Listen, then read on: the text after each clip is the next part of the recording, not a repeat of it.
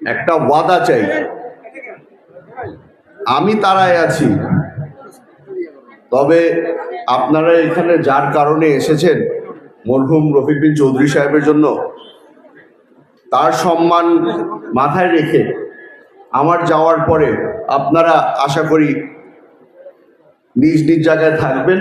আর programme যতক্ষণ পর্যন্ত শেষ হয় না ততক্ষণ পর্যন্ত আপনারা আপনাদের নিজেদের চেয়ারে থাকবেন। বিসমিল্লাহির রহমানির রহিম। উপস্থিত সকল মুরব্বীরা, আসসালামু আলাইকুম। আজকে আমার জন্য একটু কষ্টের দিন হয়ে যাচ্ছে, কারণ অনেক অনেক অভিজ্ঞতা, অনেক ধরনের চিন্তাধারা সব মনের মধ্যে আটকে রেখেছিলাম। যেই সব জিনিসগুলি চিন্তা করলে কষ্ট হয়, ওগুলা মনের গভীর একটা কোণার মধ্যে বন্ধ করে রেখেছিলাম। আজকে খুঁটিয়ে খুঁটিয়ে ওই জিনিসগুলো আবার চিন্তা করতে হচ্ছে আর আপনাদের সামনে বলতে হচ্ছে। 1-11-র সময় তখন যারা যারা রাজনৈতিক পরিবার থেকে সকলে হঠাৎ করে দেখি উধাও হয়ে গেল। কিছু মানুষ সিঙ্গাপুর, কিছু মানুষ দুবাই, অনেক মানুষ মালয়েশিয়া। সবাইকে লেখা ছিল যে আমি দেশ ছাড়িনি, তখন আমি বাংলাদেশেই ছিলাম। পুরা খালি মাঠের মধ্যে মনে হচ্ছিল একলা হাঁটছি। বাবা ছিল কারাগারে, তখন কার কাছে গিয়ে আশ্রয় নিব, কার কাছ থেকে উপদেশ নিব বুঝতে পারছিলাম না। রফিক বিন চৌধুরী এমন একজন ব্যক্তি ছিল যে ঘন ঘন কাশিমপুর কারাগারে চলে আসতো আব্বার সাথে দেখা করতে। তখন আমার নিজ চোখে দেখা হলো আব্বার সাথে তার সম্পর্কটা কিরকম, গভীরতাটা কি ছিল ওই সম্পর্কের, তখন বুঝতে পারলাম। পরবর্তীতে আমি চিটাগাং আসা শুরু করলাম, রাঙ্গুনিয়ায় আসতাম, রাউজানে যেতাম, ফটিকছড়িতে যেতাম। তো সবসময় এই প্ল্যান প্রোগ্রাম করার সময় রফিক চাচাকে ফোন করতাম যে চাচা এখানে যাচ্ছি, কার সাথে দেখা করা উচিত হবে। ওনার খালি মুখ দিয়ে একটাই কথা, ওইখানে গিয়ে মুরব্বী খুঁজেন, তাহলে মুরব্বীদের সাথে গিয়ে কথা বলেন। কারণ আমার জন্য মুরব্বী ছিল রফিক বিন চৌধুরী, কারণ ওনার কথা তো আর ফেলে দেওয়া যায় না। আস্তে আস্তে করে তার সাথে সম্পর্ক আমার হওয়া শুরু করলো। পরবর্তীতে আপনাদেরকে একটা ছোট ঘটনা শোনাবো। 2008 সালের নির্বাচনের সময়, পুরা ঘটনাটা শুনতে হবে। 2008 সালের নির্বাচনের সময় রাত তখন বাজে 8টা বা 9টা, রাত হয়ে গেছে। রাজানগরে ছোট একটা মঞ্চ করা হলো। তখন আমি আস্তে আস্তে করে বুঝতে পারলাম যে প্রতিটা এলাকার মধ্যেই কিছুটা গ্রুপিং আছে। এখন রফিক চাচার জনপ্রিয়তা ওইটা কিছু কিছু মানুষের গলায় কাটা হিসাবে ধরা পড়লো। রফিক চাচার আমি একসাথে মঞ্চে বসা ছিলাম, নিচ থেকে কিছু জোয়ান ছেলেরা বলল রফিক বিন চৌধুরী মঞ্চে থাকলে আমরা এই প্রোগ্রামে আর থাকবো না। প্রথমে একজন বলল, তারপর আরো দুজন বলল। রফিক চাচা আমার হাত ধরে বললো যে ভাতিজা, প্রোগ্রাম যেন নষ্ট না হয়, আমি চলে যাই। আমি চাচাকে থামাইনি, উনি দাঁড়ালো, আমিও তার সাথে দাঁড়ালো। আমরা দুজনেই মঞ্চ থেকে নেমে গেলাম। জীবনে প্রথমবার নিজে একটা রাজনৈতিক সিদ্ধান্ত নিয়েছিলাম, যেখানে আমার চাচাকে অপমান করা হচ্ছে ওই মঞ্চে আমি থাকবো না। বাড়িতে চলে গেলাম কাদের নগরে, রাত বাজে 3টা।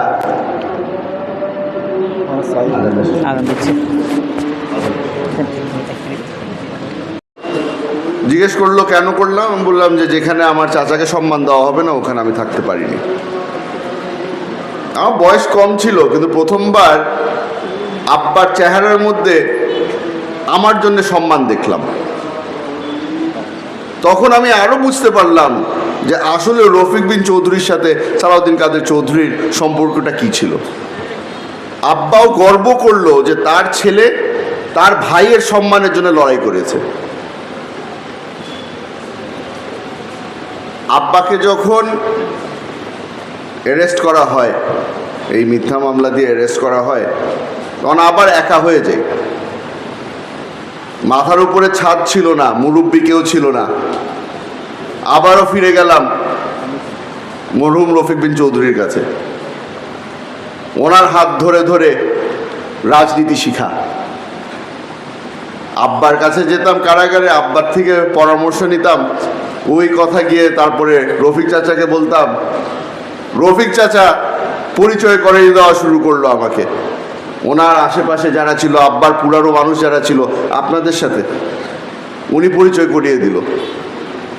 আজকে এখানে দাঁড়িয়েছি আপনাদের সাথে, আপনারা আমাকে চিনেন, হ্যাঁ সালাউদ্দিন কাদের চৌধুরী ছেলে হিসাবে চিনেন, কিন্তু পরিচয় করিয়ে দিয়েছিল রফিক বিন চৌধুরী। এই জিনিসগুলি আমি কোনো সময় ভুলতে পারবো না। শেষবার রফিক চাচার সাথে যখন আমার দেখা হয়, ওনার শারীরিক অবস্থা ভালো ছিল না। হাসি ঠাট্টা করলাম, উনি হঠাৎ করে রুমে গেল, রুমের থেকে একটা টুপি নিয়ে আসলো। উনি যেরকম টুপি পরতো, আমাকে ওই টুপি পরিয়ে দিল। বললো ওই ভাতিজাকে এখন দাদার মতো লাগছে। এই স্মৃতিগুলি সারা জীবন মনের মধ্যে থেকে যাবে। আপনাদের এখানে এসে বুঝতে পারলাম যে আমি একা নয়। আপনারা সবাই, আমার যেরকম মন কাঁদে, আপনাদের সকলেরও মন কাঁদে যে এমন একজন অভিভাবক চলে গেল যার উপরে আমরা এতটাই নির্ভর ছিলাম যে এই জায়গাটা শূন্য হয়ে যাওয়ার পরে একদম একা হয়ে পড়েছি। আজকে ভাইরা আছে পাশে, মুরব্বীরা আছে, আমার কিছু চাচারা আছে, কিন্তু মনের মধ্যে একটা সন্দেহ থেকে যায়, আমরা কি পারবো রাজনীতিকে, আমরা এগিয়ে নিয়ে যেতে পারবো যখন সালাউদ্দিন কাদের চৌধুরীও নাই, রফিক বিন চৌধুরীও নাই।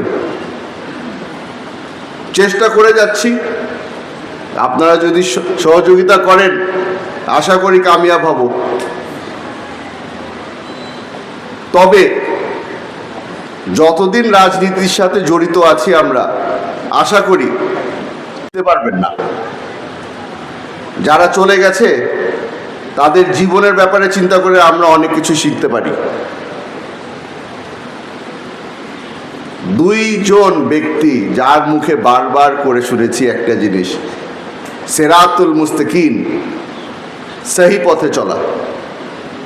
আশা করি উপর থেকে ওনারা দেখছে জান্নাতবাসী, তারা হয়তো আমাদের দিকে তাকিয়ে বলবে যে না ঠিক আছে, আমার ছেলে, আমার ভাতিজা এখনো সহি পথে আছে। আপনারা সকলে এখানে এসেছেন,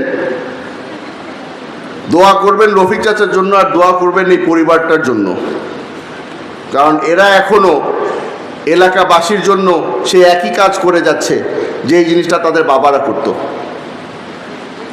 এই পরিবারটা আপনাদেরই পরিবার, এই পরিবারটা আমারই পরিবার।